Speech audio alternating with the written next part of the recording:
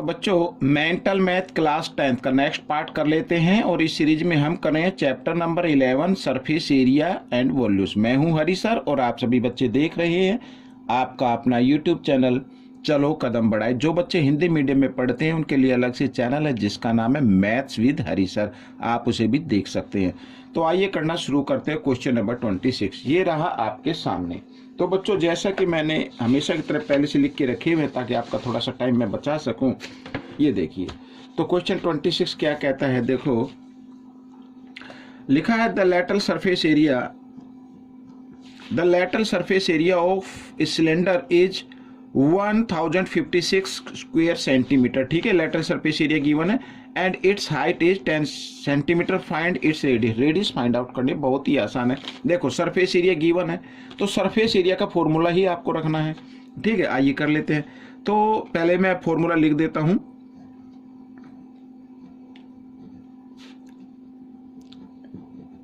Lateral surface area of cylinder. फॉर्मूले आपको याद होने चाहिए, फॉर्मूले याद नहीं है तो क्वेश्चन नहीं हो पाएंगे। तो लेटरल सरफेस एरिया क्या होता है बच्चों, 2πr/h, ये फॉर्मूला होता है। बहुत ही इजी है, याद कर लेना। तो याद तो होने चाहिए और प्रैक्टिस जरूर करना, प्रैक्टिस करने से फॉर्मूले अच्छे से याद हो जाते हैं। अब देखो तो 2πr/h ये क्या lateral surface area, but given कितना है 1056, दोनों इक्वल हो जाएंगे फिर। ठीक है, अब यहाँ पर हमें क्या फाइंड आउट करना है, रेडियस फाइंड आउट करनी है। और जबकि हाइट गिवन है तो हाइट की जगह क्या लिखना है 10। अब ये पाई है ना, तो पाई की जगह आप 22/7 और रेडियस आपको फाइंड आउट करनी है तो रेडियस इधर लिख लेते हैं, हाइट लिख लेते हैं इधर, तो 10। और इस तरीके से ये ऐसे आप लिखेंगे।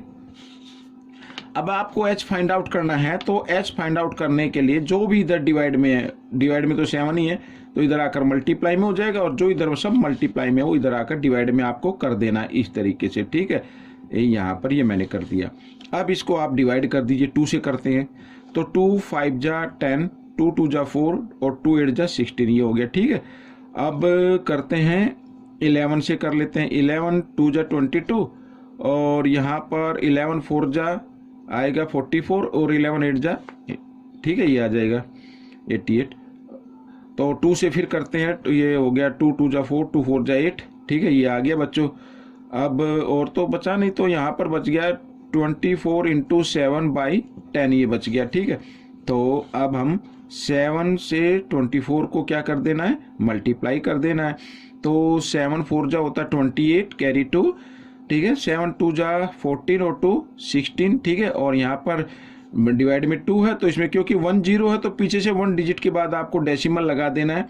और ये आपकी आ गई बच्चों, क्या आ गई, ओ सॉरी, यहाँ पे निकाल क्या रहे थे, रेडियस निकाल लेते, तो ये r है बच्चों।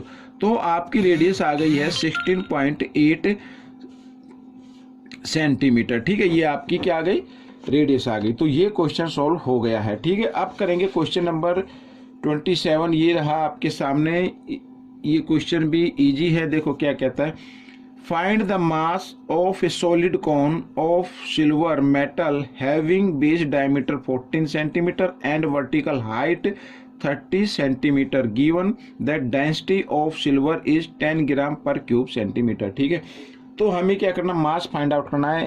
एक्चुअली अगर मैं दूसरे शब्दों में कहूँ तो हमें वेट फाइंड आउट करना है। ठीक है, तो आइए करना शुरू करते हैं। क्योंकि सॉलिड कौन है और यहाँ पर डायमीटर गिवन है तो ध्यान रखना है डायमीटर को डायमीटर मत लिख देना, इसकी जगह हमें रेडियस बनानी होगी, रेडियस लिखना है।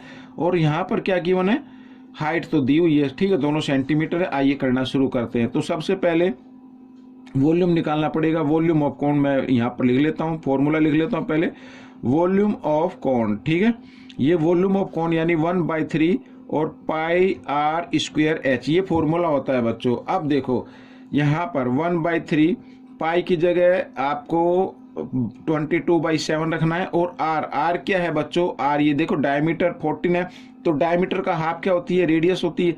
ठीक है, तो यहाँ पे r ये यानी r² है तो 7 × 7 हो गया। और हाइट है 30, तो इस तरीके से तो बच्चों ये आ जाएगा। और मैं यहाँ पर लिख भी देता हूँ, r क्या होगी, जो डायमीटर है उसका हाफ हो जाएगी, यानी 14 का हाफ यहाँ से 2 से डिवाइड करेंगे तो आ जाएगा 7। ठीक है, तो इसलिए 7 लिख दिया।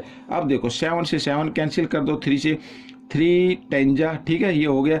अब 22 7 जा होता है बच्चों 154 होता है, और इसको 10 से मल्टीप्लाई करेंगे तो ये आ जाएगा 1540। ठीक है, अब ये क्या आ गया बच्चों, इसका क्यूब आ गया। ठीक है, क्यूब सेंटीमीटर, इधर क्यूब लगा सकते हो या क्यूब भी लिख सकते हो जैसा इसमें लिखा हुआ है। अब इसमें वेट गिवन है, यानी 1 सेंटीमीटर क्यूब का वेट क्या है, 10 ग्राम है। ठीक है, तो यहाँ पर मैं लिख देता हूँ weight of 1 cube centimetre is equal 10 ग्राम। ठीक है, 10 ग्राम है। तो वेट ऑफ जो हमारा ये आया है, वॉल्यूम आया निकल कर, इसका वेट कितना होगा ये भी हम निकाल लेते हैं, तो मल्टीप्लाई हो जाएगा। ठीक है, ये मल्टीप्लाई मैंने कर दिया है, तो ये आ गया 15400। ठीक है, ये ग्राम आ गया।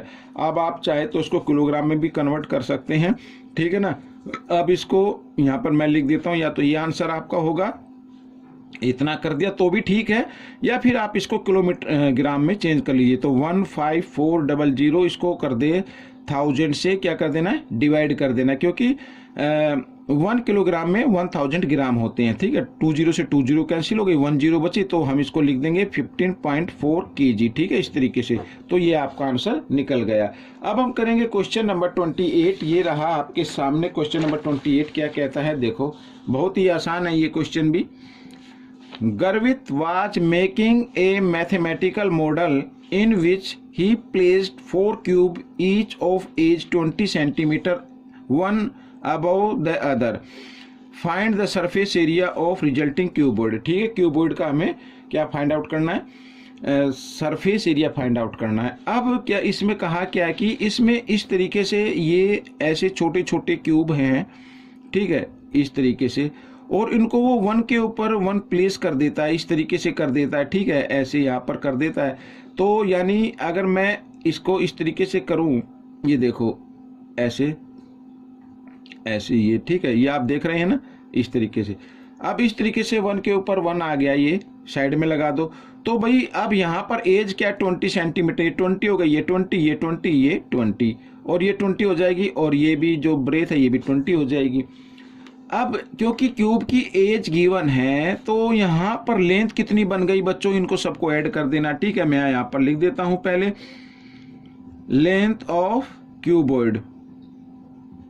लेंथ ऑफ क्यूबॉइड यानी 20 20 20 24 टाइम्स है ना, तो यानी हो गई ये 80 सेंटीमीटर। ठीक है, और ब्रेथ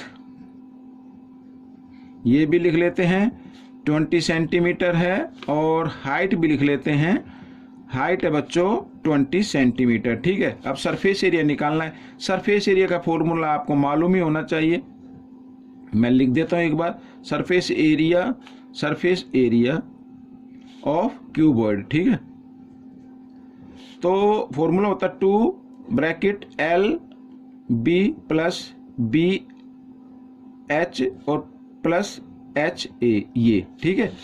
H का मतलब HL, सॉरी ये नहीं, H का मतलब हाइट, L का मतलब लेंथ। ठीक है, तो 2, अब देखो 80 इंटू 20 प्लस 20 इंटू 20, और प्लस यहाँ पर आ जाएगा हाइट है 20 और लेंथ है 80। ठीक है, इस तरीके से।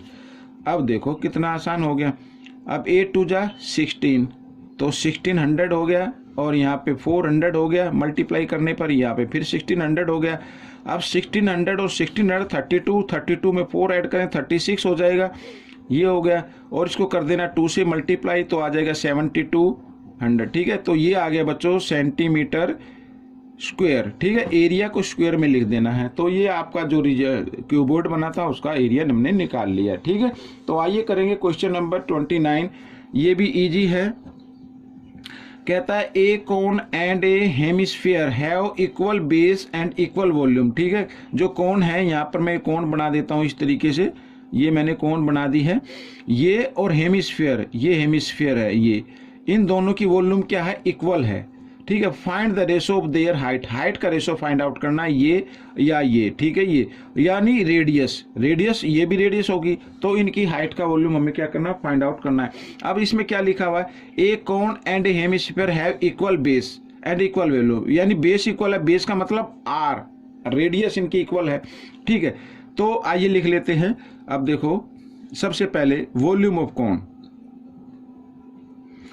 वॉल्यूम ऑफ कोन फॉर्मूला क्या होगा 1/3, ठीक है, और पाई आर स्क्वायर एच, ये होगा, ठीक है। एच यहाँ पे हमने लिख लिया एच। अब देखो इधर, तो वॉल्यूम ऑफ हेमिस्फीयर, हेमिस्फीयर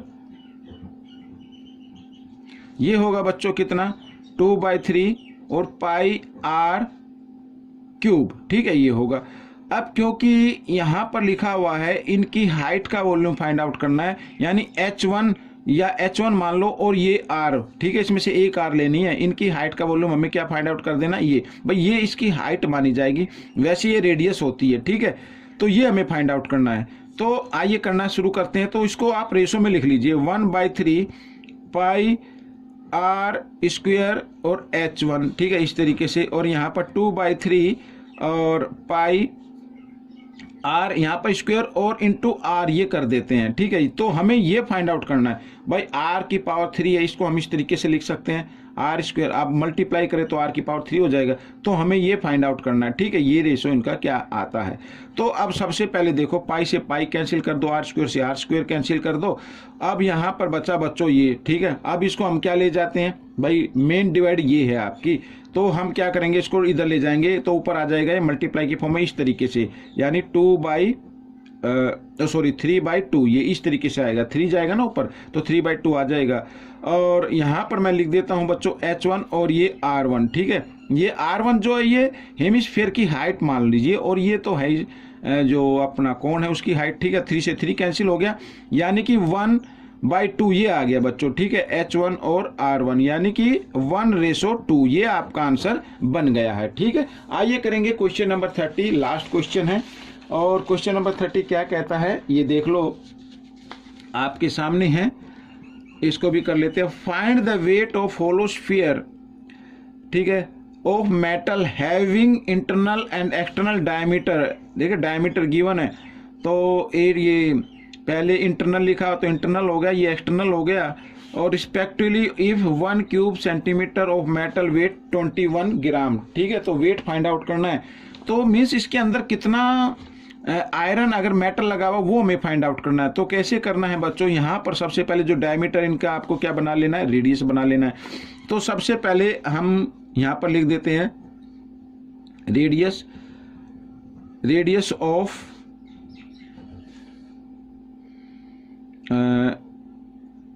हाँ चलो एक्सटर्नल लिख देते हैं यहाँ पर, रेडियस ऑफ एक्सटर्नल स्फीयर। तो यहाँ पर ये जो है ना, ये वाली ये एक्सटर्नल है, तो इसको हम 2 से क्या कर दे, डिवाइड कर दे, यानी कितना आ जाएगा 5 आ जाएगा, ठीक है। अब इंटरनल भी निकाल लेते हैं, रेडियस ऑफ इंटरनल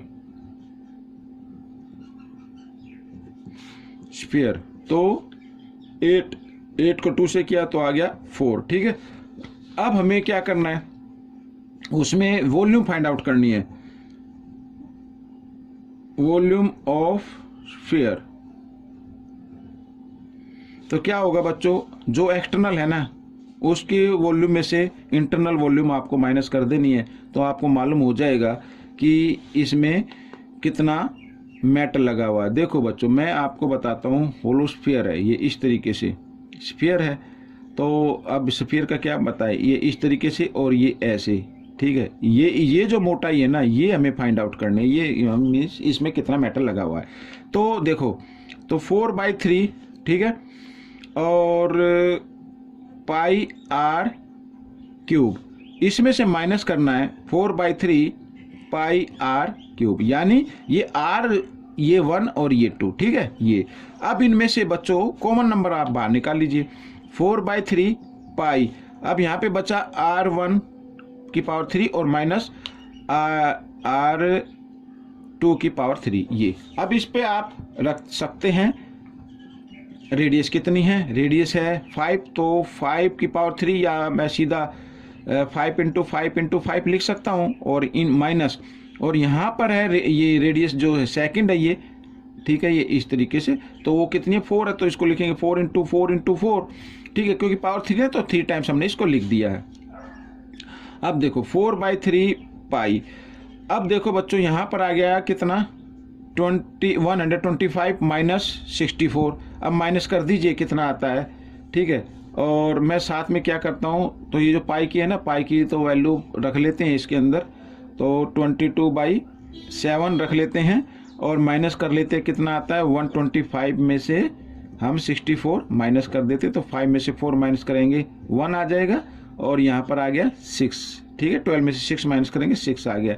तो इस तरीके से अब बच्चों ये आपका क्या आ गया, ये मान लीजिए ये आपका वॉल्यूम आ गया, ठीक है। आप इसको पूरा करना चाहे पूरा कर सकते हैं, अदरवाइज इतना ही कर सकते हैं। अब यहाँ पर 1 सेंटीमीटर का मैं इधर करके दिखाता हूँ। तो 1 सेंटीमीटर क्यूब का वेट कितना गिवन है, 1 सेंटीमीटर क्यूब का वेट गिवन है बच्चों, यहाँ पर ये लिखा है 21 ग्राम, ठीक है। तो इसका वेट कितना होगा, तो मैं डायरेक्ट कर लेता हूँ बच्चों। तो इसका वेट होगा ज़्यादा, तो इसको हमें क्या कर देना, 21 से आप इसको क्या कर दे, मल्टीप्लाई कर दे, तो आपका वेट आ जाएगा, ठीक है। इस तरीके से तो 7 3 जा और 3 से 3 कैंसिल हो गया। अब ये वेट आ गया है, तो 22 4 जा होता है 88। तो 88 को करना है आपको 61 से क्या करना है, मल्टीप्लाई कर देना। तो 61 को 88 से कर लेते हैं, 8 1 जा 8, 8 6 जा होता है 48। यहाँ पर फिर वही आएगा इस तरीके से 8 और 8 और 8 16, 8 और 4 12 और 1 13 और यहाँ पे कैरी 1 और 5, ठीक है। ये आ गया बच्चों आपका 5368 ग्राम आ गया, ठीक है। ये आ गया। अब आप चाहे तो इसको किलोग्राम में कन्वर्ट कर सकते हैं।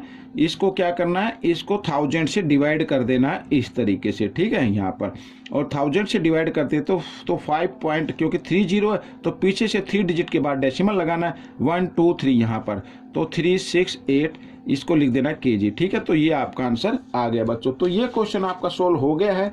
आपको ये क्वेश्चन कैसा लगा, वीडियो कैसी लगी जरूर बताना और इसमें से सीखकर दूसरे बच्चों को जरूर सिखाना है। अगर नहीं सिखा पाते तो खुद ज़्यादा से ज़्यादा प्रैक्टिस करने, ताकि आपकी अच्छी रैंक आ सके, अच्छे मार्क आ सके। मिलेंगे नेक्स्ट पार्ट में, टिल देन थैंक यू।